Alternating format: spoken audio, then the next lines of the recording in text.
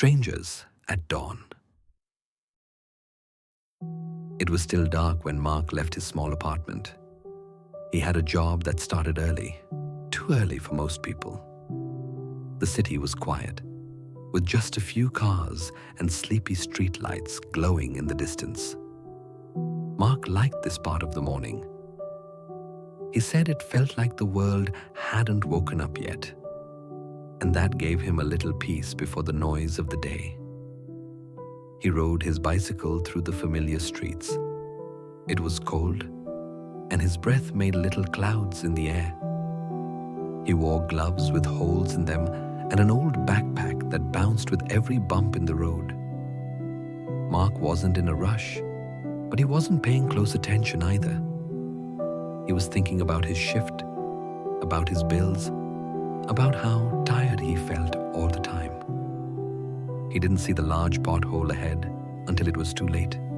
His front wheel slammed into it. The bike twisted. Mark flew sideways and hit the sidewalk hard. He groaned, trying to sit up, but pain shot through his side. His leg throbbed. His backpack had opened, and his things were scattered. Mark lay there for a moment, shocked. A few people passed by on the sidewalk. One woman looked at him, then quickly looked away. A man slowed his pace but kept walking. Mark called out, "Excuse me, please, can you help?" No one stopped. His voice didn't seem to reach anyone. He felt somehow invisible. Mark had always believed in keeping to himself. He didn't like asking for help, and he didn't trust strangers. But now, lying on the cold ground, that belief started to feel very lonely. Minutes passed. Mark's hand was bleeding, his phone was cracked, and he wasn't sure it would even turn on. Just when he started to pull himself up, another pair of footsteps came closer. He looked up. It was someone he recognized, barely. A man he had seen before, often waiting at the same bus stop. But Mark never spoke to him. Something about the man made him uncomfortable. He looked different, dressed differently. From another neighborhood, maybe another background. Mark remembered a friend saying, "Don't talk to people like that. Could be trouble." The man crouched down beside him. "Are you okay, bro?" he asked with gentle eyes. Mark didn't know what to say. He nodded slowly. "I think I hurt my leg." The man looked over the wound. "Looks bad. Let me call an ambulance." Mark hesitated. "No, I'm fine. I don't want to bother anyone." The man smiled. "You're already someone, my friend." He pulled out his phone and made the call.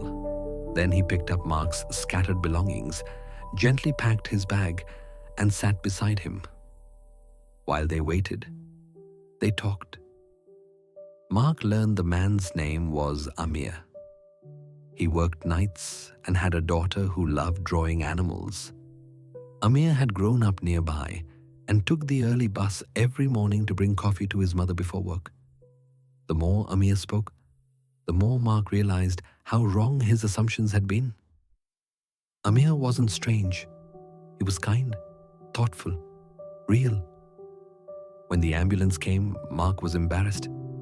"Thank you, and I'm sorry," he said. "I shouldn't have judged you." Amir helped him stand up. "We all judge sometimes," he said softly, "but we also get to change our minds." As Mark was helped into the ambulance, he looked back.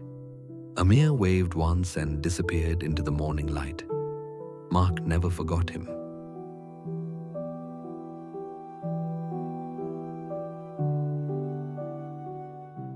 This story is about more than a fall or a helping hand.